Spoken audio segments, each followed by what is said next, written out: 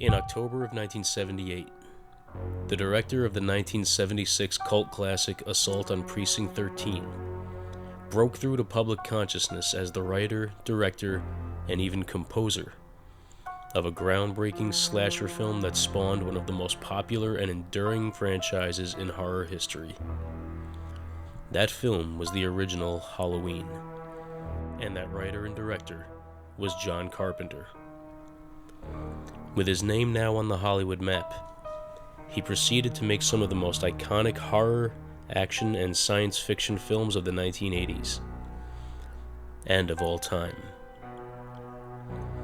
Movies like 1980's The Fog, the 1981 action hit Escape from New York, 1982's horror classic The Thing, his 1983 adaptation of Stephen King's Christine, 1985's action fantasy hit Big Trouble in Little China, and the eerily prophetic 1988 sci-fi action thriller They Live.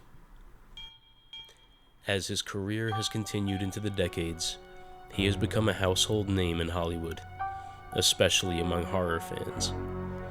In 2025, he gets his long overdue star on the Hollywood Walk of Fame.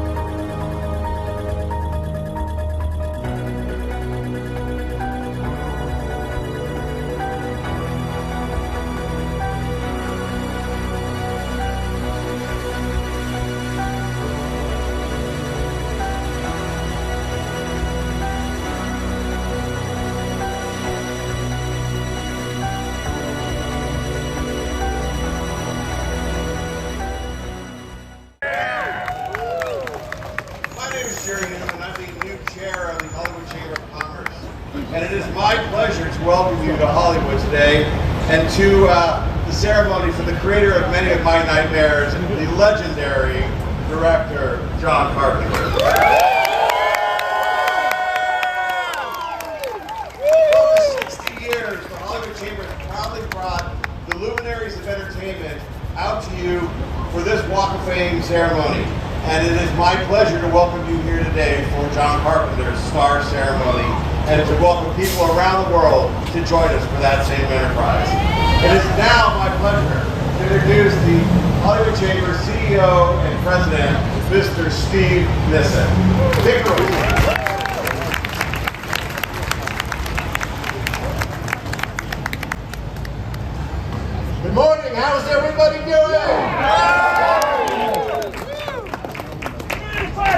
All right, audience participation is welcome. As Jerry Newman said, my name is Steve Nissen. I'm President and CEO of the Hollywood Chamber of Commerce. Let's give an extra special hand to Jerry Newman because, as he said, he is the new chair of our board of the Hollywood Chamber. This is his very first Walk of Fame that he presides over.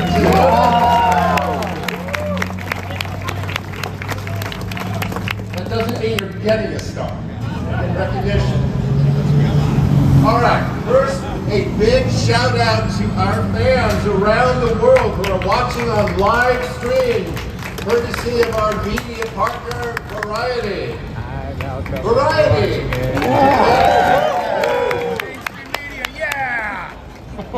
We're also in front of one of the most iconic hotels in the world, the Hollywood Roosevelt, which is the site of the very first Oscar, it wasn't called Oscar then, but the Academy Awards, 1927. They started right here at the Hollywood Roosevelt. So thank you everybody on staff at the Hollywood Roosevelt for accommodating us and allowing us to occupy your sidewalk for this important ceremony.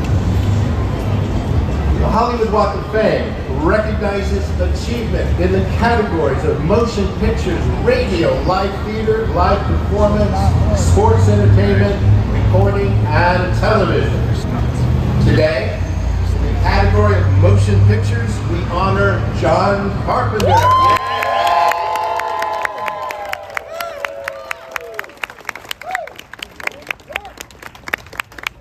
John will receive star number 2,806 on the Hollywood Walk of Fame.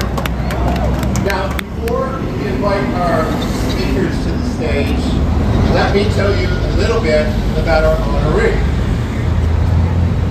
As Jerry said, he is the source of many of our nightmares. Few filmmakers have had as galvanizing and enduring an impact on cinema as John Carpenter. Director, writer, producer, and composer, John has brought to the screen some of the most popular, influential, and frightening films in history.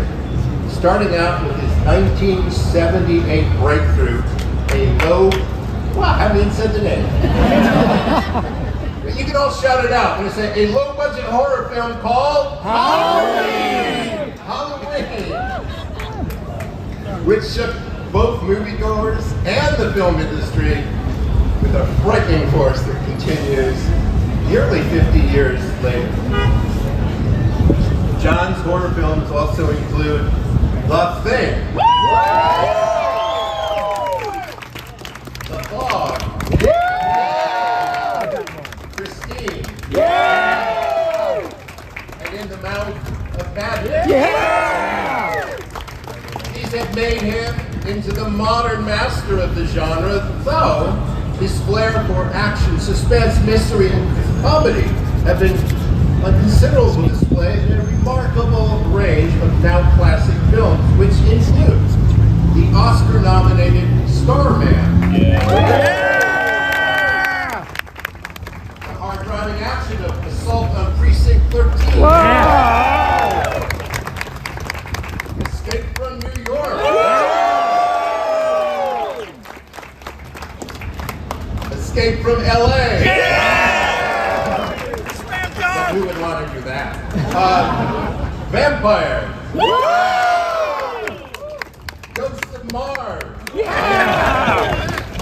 Science fiction thrillers Village of the Damned. And the cult classic action comedies Big Trouble in Little And They Live. The great things about these titles is the films are so indelibly etched in our memories, it's almost scary and creepy to mention the names. John's iconic 1978 score for Halloween not only frightened audiences, but influenced an entire generation of composers. It also began his career as a composer, which has included Lost Themes, 3 widely acclaimed albums of non-soundtrack music, as well as 2 albums called anthology that include his inimitable film music. I've never had to say inimitable in one of these ceremonies. Through Hollywood-based Storm King Productions, founded and run by John's wife.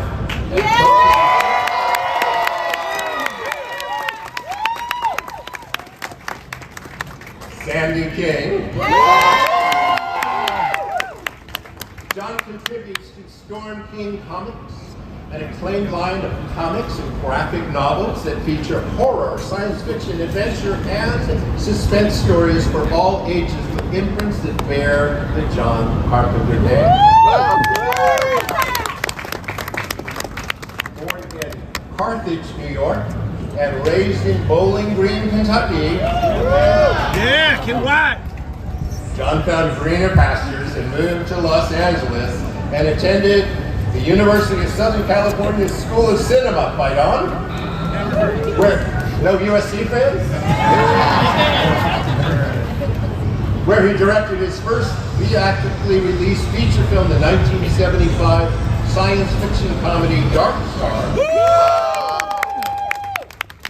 In 2007, Western Kentucky University bestowed an honorary doctorate on Mr. Carpenter.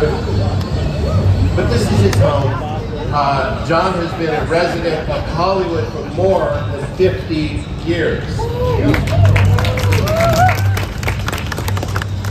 John, who received the Lifetime Achievement Award from the LA Film Critics Association earlier this year, supports a wide range of charities, really an engaged citizen with respect to nonprofit organizations. They include the Best Friends Animal Society, ASPCA, St. Jude's, the Southern Poverty Law Center, and the Academy of Motion Picture Arts and Science.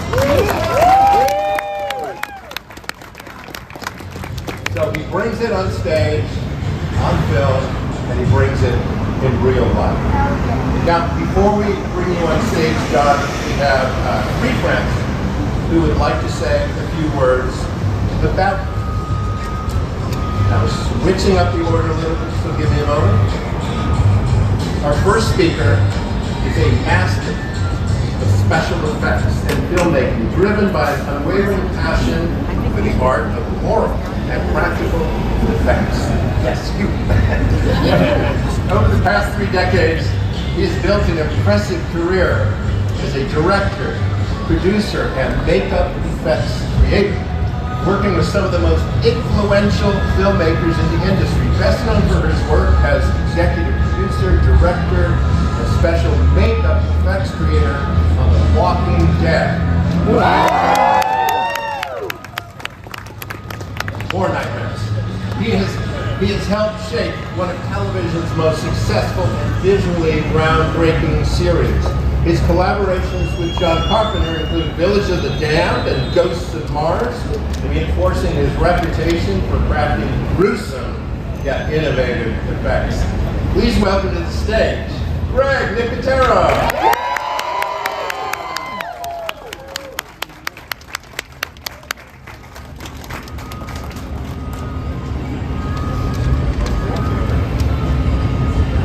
Good morning. Good morning. Wow.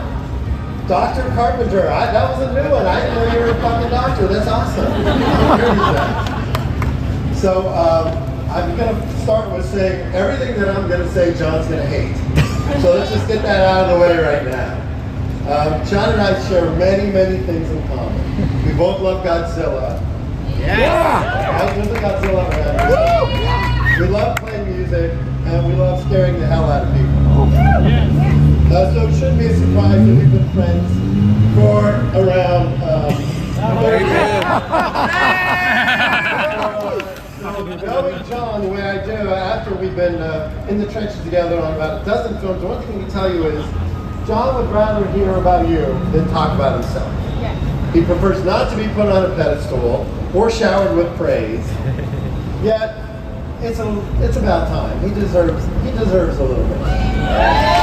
Yeah. So whatever I say, I just read the same one again. with his films, John jokes that he wants infinite mortality, but the truth is, he doesn't realize he already has it. That's John Carpenter. Yeah. Look, he has his own signature music sting. In every movie, it's pew! That's John Carpenter. Then you have the signature John Carpenter camera wipe accompanied with pew! And you know it's John Carpenter. I'm honored to be here and celebrate a man who just loves making movies, writing, directing, composing, acting. Yes, I think in The Fog, his line was to Hal Holbrook, "Hey, can I get paid, Father?" Which I didn't even have to look that shit up. I remember. That's what a nerd I am. He's fought for his art. He's bled for it. He continues to follow his dream to this day, and he deserves this day and this praise. He's altered the way that we watch movies, and today's about recognizing his magnificent and unprecedented contribution to the film industry. And yes, it took me 3 days to write this. If I started naming the filmmakers that have been influenced by him, we would be here for a month because it's pretty much everybody in Hollywood. I could probably tell you the people that weren't influenced by John, but that would be kind of boring. And I couldn't find anybody. So it's with great pride that I'm here in great company with Kurt and Keith and Adrian and Clea and all these amazing people, all that I've worked with, me and Larry Franco, Mick Garris, paying tribute to my friend and my mentor. So I'm grateful to be here, and I think the one thing I want to hope is by the time this ends, we're finally going to find out if Keith David or Kurt Russell was the thing. So that's how we're going to end it. Congratulations, John. I love you to death.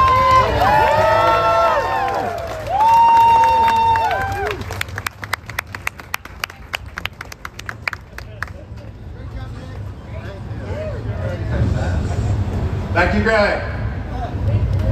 All right, before we introduce our next speaker, we have a number of celebrity friends of John's who are in the audience today.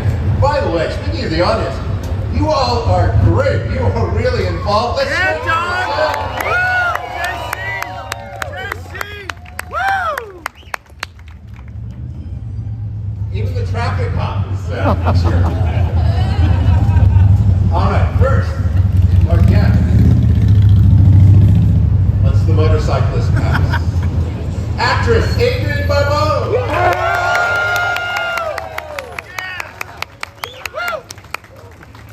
Actress Julie Carmen.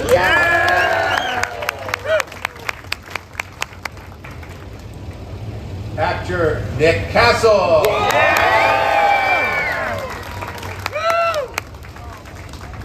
Filmmaker Dean Cundy. Actress Clea Duvall.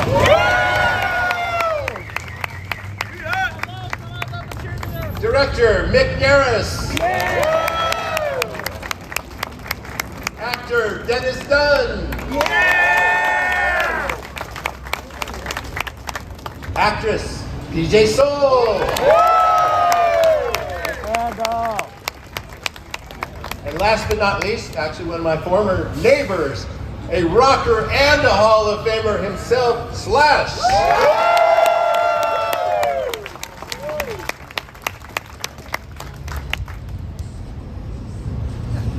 Our next speaker is a classically trained actor known for his commanding presence and rich, resonant voice. He's doing an all shucks. A 3-time Emmy winner with 6 nominations, as well as a Tony Award nominee. He's captivated audiences across film, television, and voice acting. The defining aspect of his career is his collaboration with director John Carpenter, where he delivered unforgettable performances in 2 cult classics, starring as Childs in The Thing.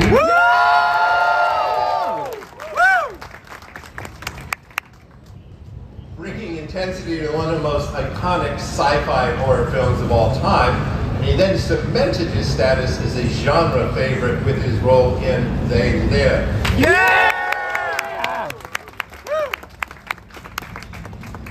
How many times have you all seen all of these movies? Beyond his work with John, our next speaker has appeared in major films such as 21 Bridges, Crash, Platoon, Requiem for a Dream, and Remember Me, the Mahalia Jackson Story, and many others. Please welcome to the stage, Keith David.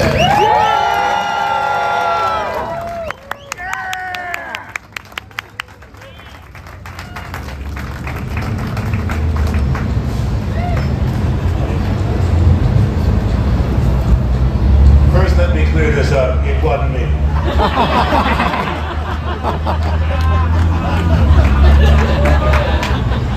Now, I believe that there are good movies, bad movies, and important movies.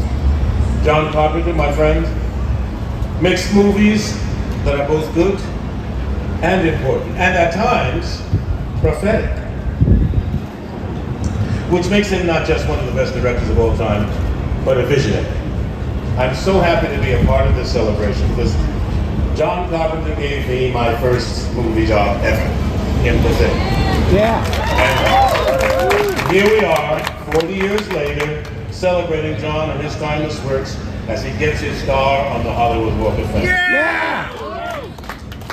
Halloween, the fog, people tell me all the time when I go to these, the Comic-Con things, that these are among their favorites, if not their most favorite. I once had a teacher who would ask, do you know when you're in the presence of something beautiful? Well, when working with JC and the cast of the thing, I knew I was in the presence of something beautiful. I mean, it just doesn't get better. It was beautiful, not just because of the end result, but because of the process that John uses to get us there. John has the ability to understand and communicate what we as actors need, and that only enhances each actor's performance. And while being on set with John is work, mostly it was fun, and I'd work with him again anywhere, anytime. Congratulations, my friend. Thank you for setting the bar so high and including me in this journey. And this honor is so well deserved and well earned. Yeah.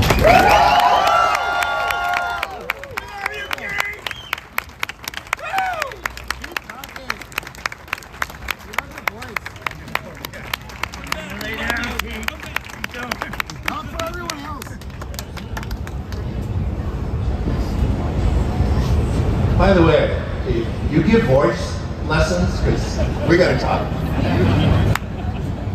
All right, last but not least, our next speaker is a prominent actor whose career spans over 6 decades. He's only 25 years old, so. Marked by a blend of action, adventure, comedy, and drama.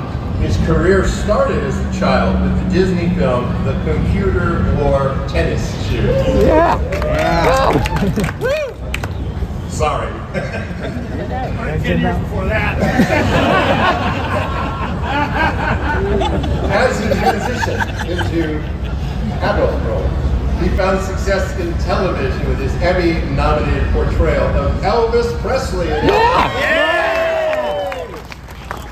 Directed by our honoree, John Carpenter. This collaboration led to some of his most iconic roles, including the anti-hero Snake Plissken in Escape from New York, and his sequel, Escape from L.A., as well as starring in John's sci-fi horror classic, The Thing, and cult favorite, Big Trouble in Little China. But he's been in a few other films as well. Tombstone, Breakdown, Overboard, Miracle, Guardians of the Galaxy Volume 2, The Christmas Chronicles.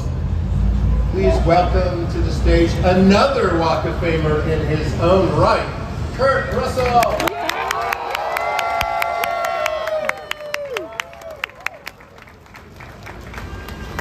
This is kind of terrifying because one thing I don't like to do is let John Carpenter down, so I should have figured a way to not follow Keith. Didn't do that. Okay, before I say a few words, just a quick little story because it'll come back. Maybe give you an idea of the relationship between myself and John. We'd already done a couple of movies together. We'd done Elvis and we'd done Escape from New York, and I don't know. And then we went, and next thing, John's doing The Thing. And he was kind of going back and forth on casting ideas, and he was already shooting with Larry. They were up in Alaska, and they were doing some second unit stuff. And he called me on the phone. We got together and was talking about the show, and he said, "Yeah, I'm having a tough time with this." He said, "I want to show you something." He showed me the film. He said, "See the problem?" I said, "No, it's great. What is it?" He said, "Well, everybody's dressed for the cold. You're completely covered up. Can't really. I don't know one from the other. I got like 9 guys, and I'm not sure." He said, "I need somebody to hang my hat on." Started talking about the character of McCready, and anyway, I ended up playing it. So now I got to go to wardrobe. I go to wardrobe, and I'm still trying to figure some things out, and I see what they've got. It's all looks good, but I keep noticing this ridiculously large sombrero. And I'm looking at it. And finally, I said to the wardrobe gal, I said, "What's the deal with the sombrero?" She said, "Oh, that's your hat." I'm not wearing that hat. That's insane. That's a hat wearing a man. I'm in a helicopter. It won't even fit. There's no possible way. John walks in the room and he goes, "Hey." And I kind of, "Hey, man." Pointed to the sombrero and he went, "It's going to be great, man." He was right. If I had $1 for everybody who's come up to me and said, "Hey, your sombrero, man," I'd have more money than I made on the movie. I suppose the single most accurate accolade that quickly comes to my mind today that describes John Carpenter receiving this particular honor of a star embedded with his name on Hollywood's Walk of Fame is how totally deserving of that honor John is. There are very, very few directors whose signature is so clearly and instantly stamped upon a film that within 30 seconds of viewing it, the informed watcher can boldly and confidently say out loud, "Oh, that's directed by so-and-so." John Carpenter is one of those rare, very few so-and-sos. A John Carpenter film is exactly that. It's John Carpenter's. He so often created the concept, the whole idea for the movie. He wrote it, directed it, produced it, wrote and performed the music for it. He built lenses, used new and innovative cameras and techniques that truly created cinematic change, etc., etc. Of course, he cast it, edited it. Now, an actor is always grateful for the opportunity to work with directors whose work they've witnessed and admired, especially if that director's work has been witnessed and admired by very large audiences as well as official cinema aficionados, let's call it. But that doesn't always happen at the same time. A huge audience and the accolades, the recognition. In some cases, in terms of appreciation, the audience can be far, far ahead of some of those aficionados, and in some cases, for very, very various reasons, it might be the other way around. They love it. Not that many people get to see it right away. Thank God for video. With film, the advent of time itself has a very interesting and organic way of allowing the cream to rise to the top. And either way it's discovered, that test of time is undeniably a dominant factor in the overall evaluation and level of appreciation of any career. And when it comes to John Carpenter's career, that test of time has resulted in a very, very large bucket full of cream. And it was churned by the hands of John Carpenter. Yeah. Obviously, an actor should and would be grateful for the opportunity to work with that director, that filmmaker. But to get that opportunity 5 times, and have as much fun as we had, all of you. Well, that actor should be inducted into the Lucky Hall of Fame. Yeah. That would be me. Yeah. So John, on a very personal note, I'd just like to say thank you for the many opportunities you provided for me that nobody else would have.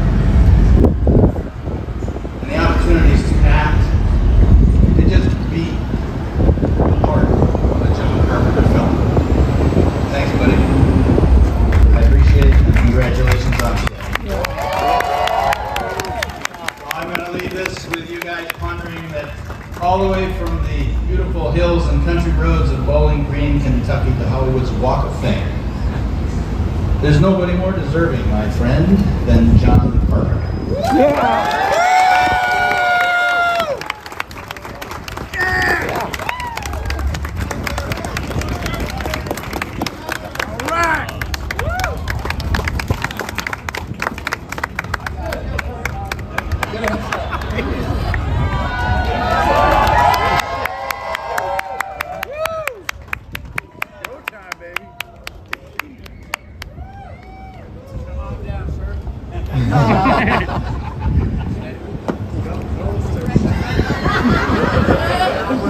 Wait. Thank you, Kurt, Pete, Greg, and I forgot, I'm dealing with a director and he's telling me what to do. That's not in the script. We have one special presentation for you, and then we'll get to the moment we've all been waiting for. So, 2,805 stars have preceded you. Stars of creativity and genius and innovation. But there's only one, John Carpenter. And you will get star number 2,806 in just a moment to add to this amazing pantheon. So this really is the Street of Dreams, but it's also a real place in the city of Los Angeles. And while the Chamber of Commerce administers this on behalf of the city, we are proud to have the city present you with a resolution courtesy of our council member, Hugo Soto Martinez. So, Council Member Soto Martinez, come on up.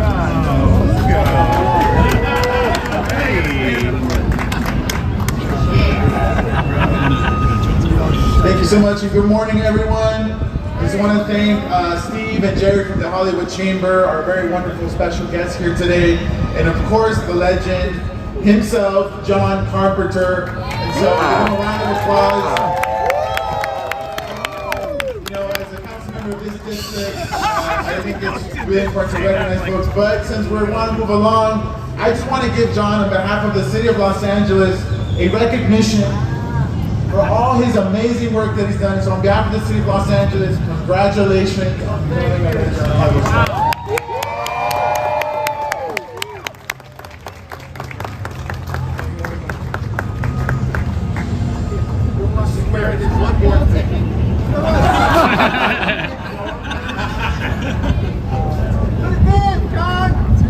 All right, Director Carpenter said, would you get going already?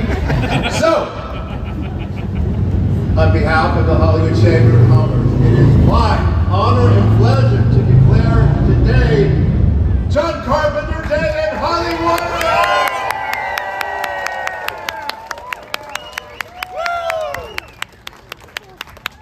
Thank you very much.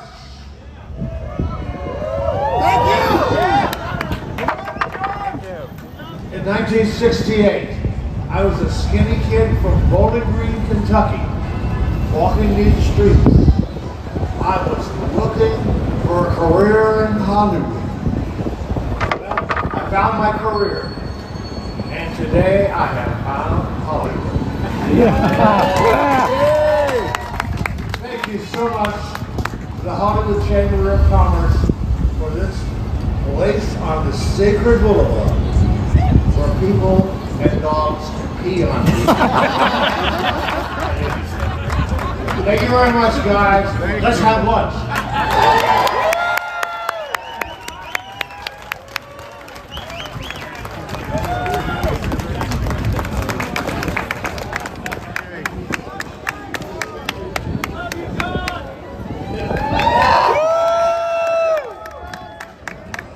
Well, that's not all people do on the stars on the boulevard, but 10 million visitors a year come here, and now they'll get to see star number 2,806 with John Carpenter. We are going to unveil it now.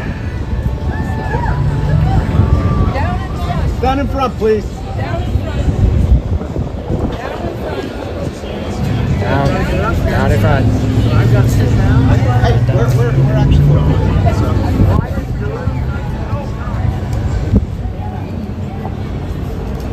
boss. I got a shot here if you need a shot. Come on over.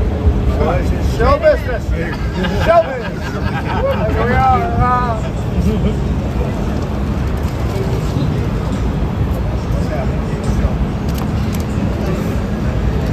Straight ahead, everybody. Straight ahead.